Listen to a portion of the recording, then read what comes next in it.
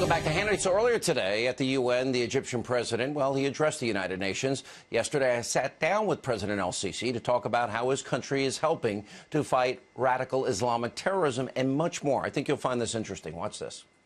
Mr. President, it's a great honor to have you. Welcome to the United States, sir. It's a pleasure to me. Thank you very much. Thank you. You took one of the more courageous stands I'd ever seen on the world stage as it relates to radical Islam. And I want to remind our audience what you said. And you gave a speech, and it was translated. And you were talking about the Islamic world and the destruction of the rest of the world. And you said, you raised the question. You said, is it possible that 1.6 billion Muslims should want to kill the rest of the world's inhabitants, that is 7 billion, so that they themselves may live? Impossible. And then you said Islam needs a religious revolution. And I want you to go into that further. Explain. Here I was talking about the false ideas that misrepresent this religion, and I was talking about such sets of ideologies that can be adopted by some people, which led to what we can see around in this world now, because terrorism and extremism that we see practiced by some and the extremist organizations are just misinterpretation of such religion. So when we talk about rectifying the religious rhetoric, it means that we want to filter the false ideology and the misconceptions of those who follow it, so that we don't see what we see happening around us. In this city, I grew up in New York. I've lived around the rest of the United States. In this city, we lost 3,000 people, and it led to a big war on terror.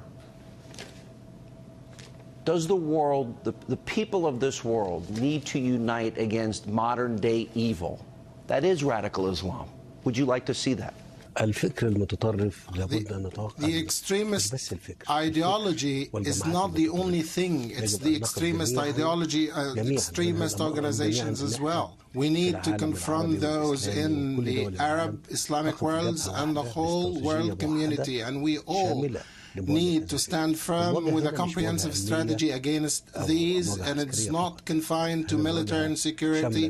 Confrontation has to have a comprehensive one with a lot of other components, economic, social, cultural, in addition to the security and the military components of this confrontation.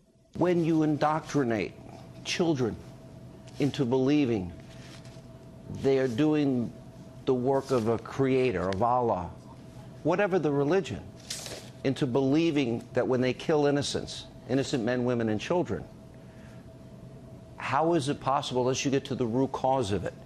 And one of the things that I liked about your speech is you addressed the radicalism head on. That's what was courageous. I think there has been a timidity, a cowardice almost, when it comes to saying radical Islamic terror. In this country, people that say radical Islamic terrorism are criticized. Does that surprise you? Criticism and difference are normal with any idea, whether the idea has already been proposed or is now being proposed. But let me tell you that I want you to imagine this. If 1 in 1,000 people from the 1.6 billion Muslims becomes radicalized, how many radicalized people will be in the world? 1,600,000? And this is, of course, a hypothetical number. But let me explain here one thing, that we don't want to tarnish the whole Muslims with one brush because of the malpractices of some extremists. Again, I'm saying the confrontation cannot be confined to New York or the United States. But we, in our part of the world, has borne the brunt of this extremism and terrorism, and for many years, not only for the last decade. We are That's true. the most people who paid the highest price for the extremists in the world. That is true. More Muslims have been killed by radicalized Muslims than any other group. I concede the point. You yourself had to take military action with the death of 21 Coptic Egyptian Christians dealing with ISIS in Libya at the time.